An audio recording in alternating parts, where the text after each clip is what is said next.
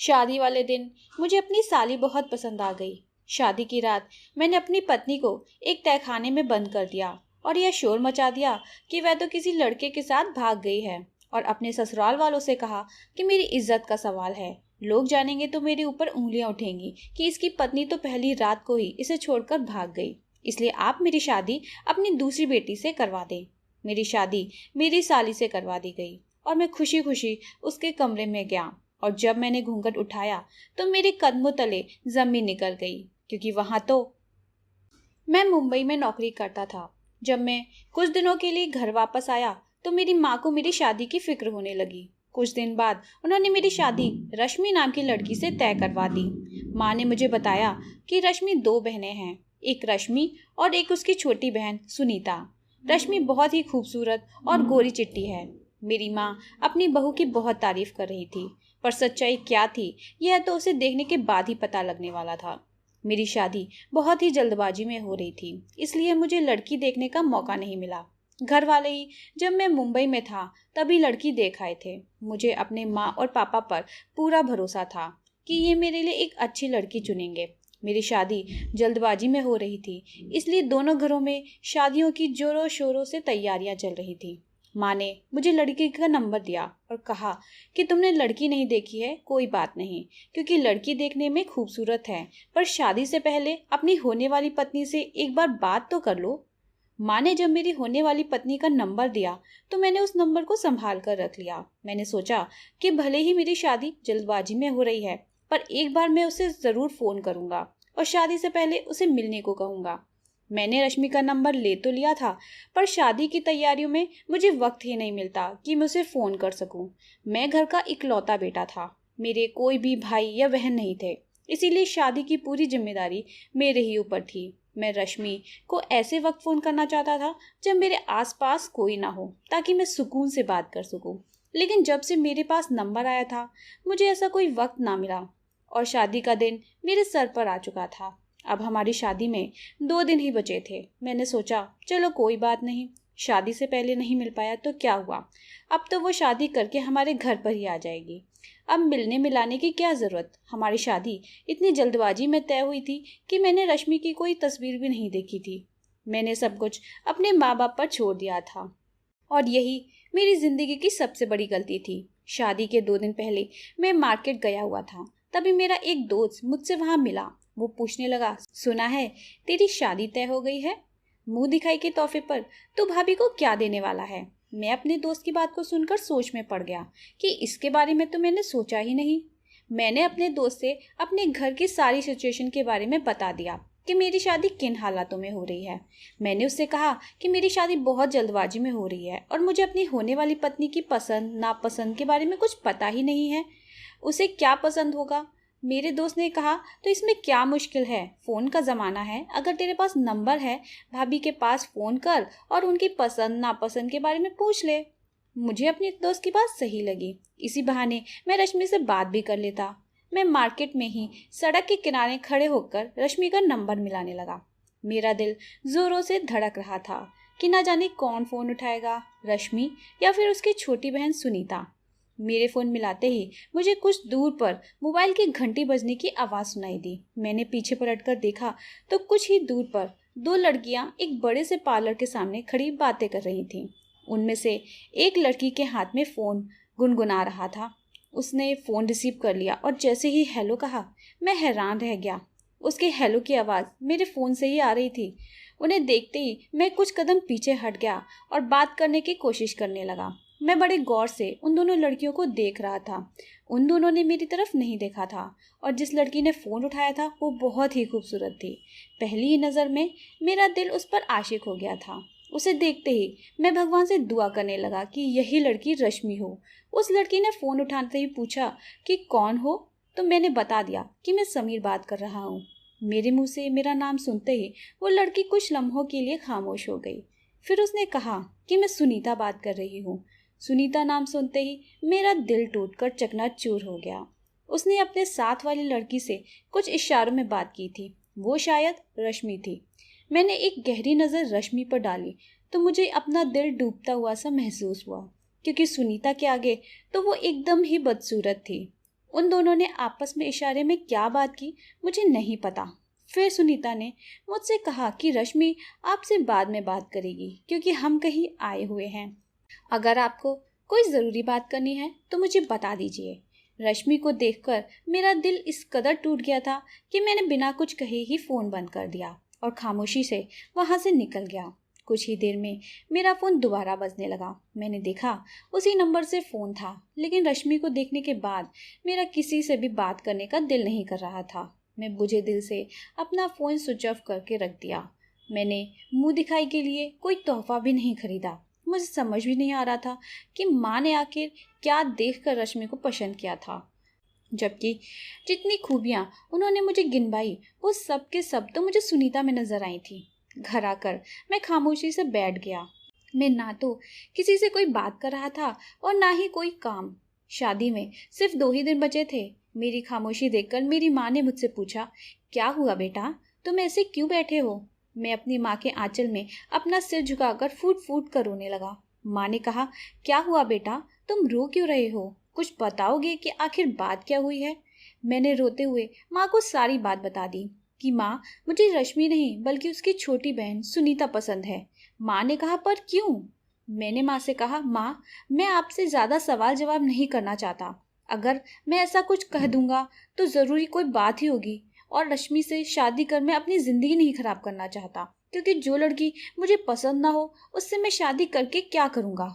आप रश्मि के घर फ़ोन करके बता दीजिए, अगर उन लोगों को मंजूर है तो वो लोग मेरी शादी सुनीता से करवा दें, वरना मैं सुनीता से शादी करने के लिए कुछ दिनों तक इंतज़ार करूँगा, और जब सुनीता की शादी वह लोग करेंगे तो मैं उनके घर उसका हाथ मांगने के लिए चला जाऊँगा।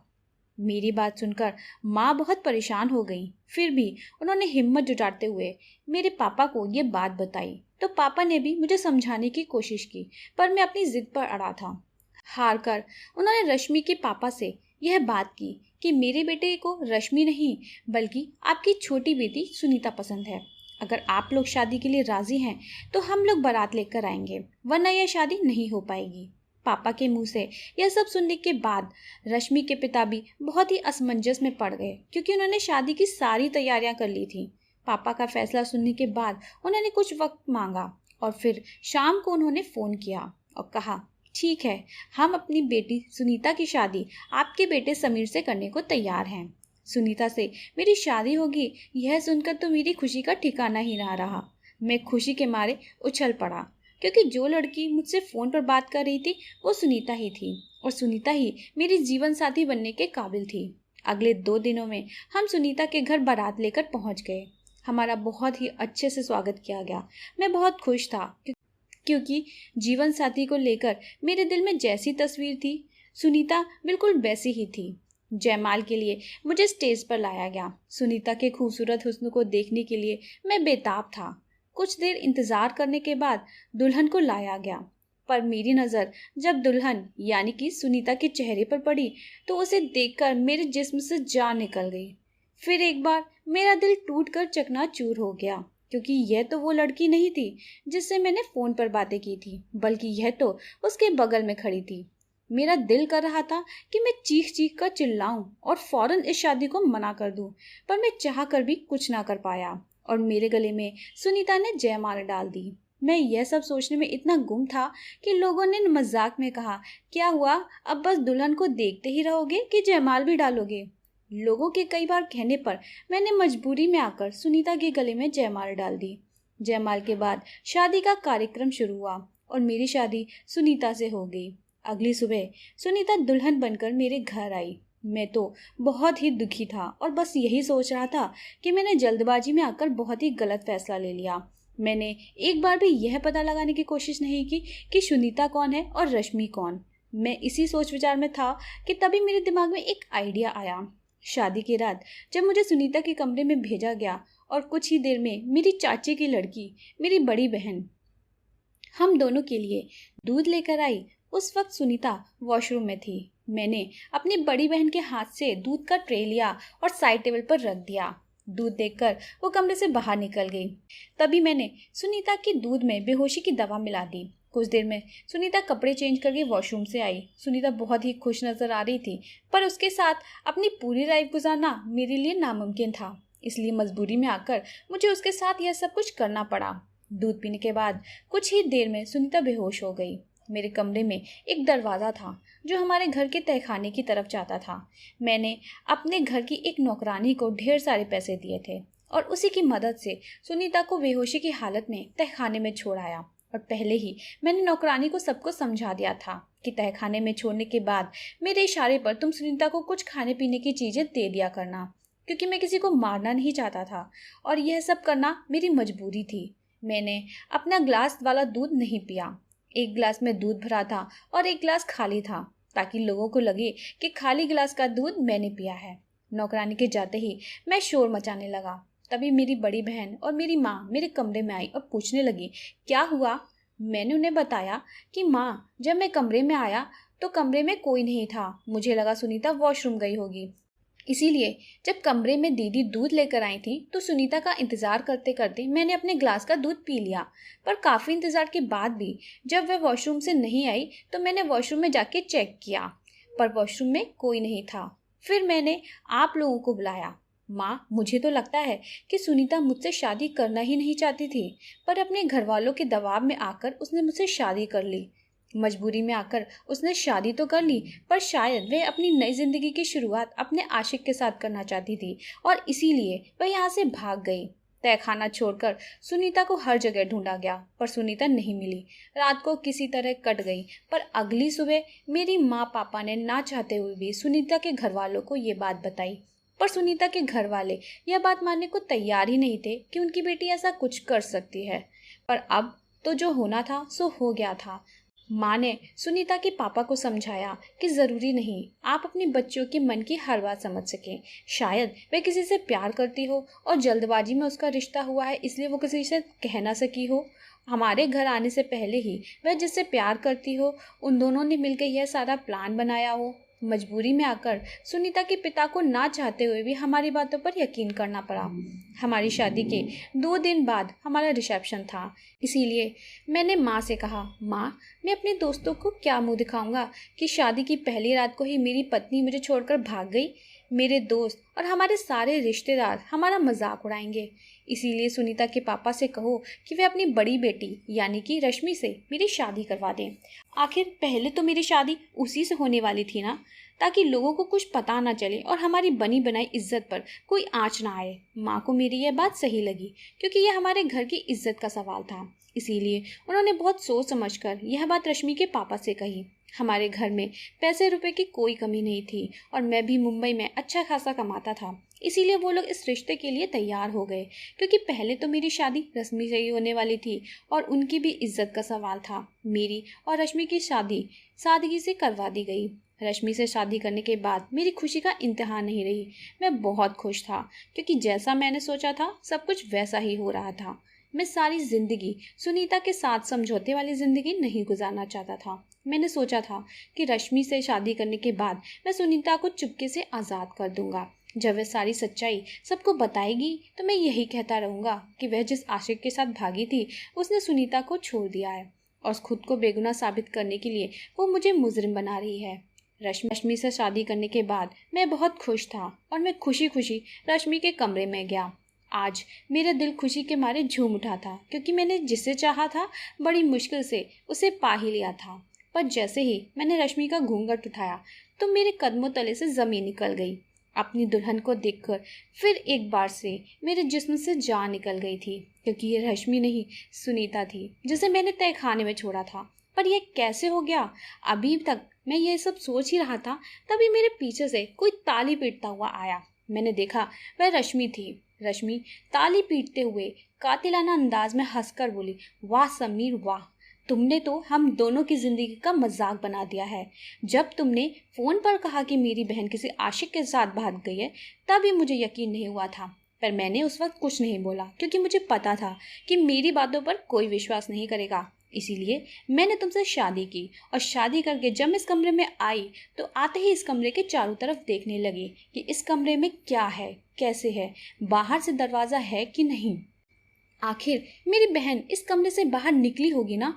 मैंने सब कुछ चेक किया तो मुझे इस तहखाने का दरवाज़ा दिखा और मैं तहखाने को खोलकर उसके अंदर गई। जैसे जैसे मैं अंदर जाती जा रही थी मुझे किसी के कराहने की आवाज़ आ रही थी। जब अंदर गई तो मैंने सुनीता को देखा। सुनीता आधी होश में और आधी बेहोश जमीन पर लेटी हुई थी। पर मुझे यह समझ नहीं आ रहा कि तुमने हम दोनों बहनों के साथ ऐसा क्यों किया। रश्मि के सवाल पर मैं फूट फूट कर रोने लगा और उसे सारी सच्चाई बता दी और यह भी बताया कि जब उस दिन मैंने तुम्हें फ़ोन किया था तो तुम्हें एक कोने से देख रहा था। जब तुमने फ़ोन उठाया तो तुम मुझे एक नज़र में ही पसंद आ गई थी और मैं उसी वक्त भगवान से कहने लगा कि हे भगवान, यही लड़की रश्मि हो। पर तुमने अपना नाम सुनीता बताया। मुझे लगा कि तुम सुनीता हो। सुनीता नाम सुनते ही मेरा दिल टूट कर चकनाचूर हो गया। रश्मि ने कहा कि मुझे क्या पता था कि तुम मुझे देख रहे हो। मैंने तो बस तुम्हारे साथ एक छोटा सा मजाक किया था। मुझे क्या पता था कि एक छोटा सा मजाक हम दोनों बहनों की जिंदगी इस मोड़ पर लाकर खड़ा कर देगा। पर समीर, तुम ना तो मेरे लायक हो और ना ही मेरी बहन सुनीता के लायक। तुमने मुझे पाने के चक्कर में मेरी बहन के साथ ऐसा किया, उसके चरित्र पर उंगली उठाई, उसे तहखाने में बंद किया। एक बार भी मेरी बहन के बारे में ख्याल नहीं आया कि तुम उसका भविष्य खराब कर रहे हो। एक ऐसी लड़की के साथ तुम ऐसा कर रहे हो जिसने तुम्हारे साथ कभी कुछ गलत नहीं किया। उसका कसूर बस इतना था कि वो मुझसे कम सुंदर है। अच्छे खासे पढ़े लिखे होने के बावजूद तुम्हारी सोच एक अनपढ़ से भी गई गुजरी है, जो सिर्फ बाहरी सुंदरता को मोल देता है। ऐसे इंसान के साथ मैं कभी नहीं रह सकती जिसकी सोच इतनी घटिया हो, जिसने मेरी बहन के साथ इतना गलत किया हो। हम दोनों ही तुम्हें छोड़कर जा रहे हैं क्योंकि तुमने एक बार भी नहीं सोचा कि हमारे दिल पर क्या बीतेगी। तुम्हें बस अपनी खुशी दिखाई देती है।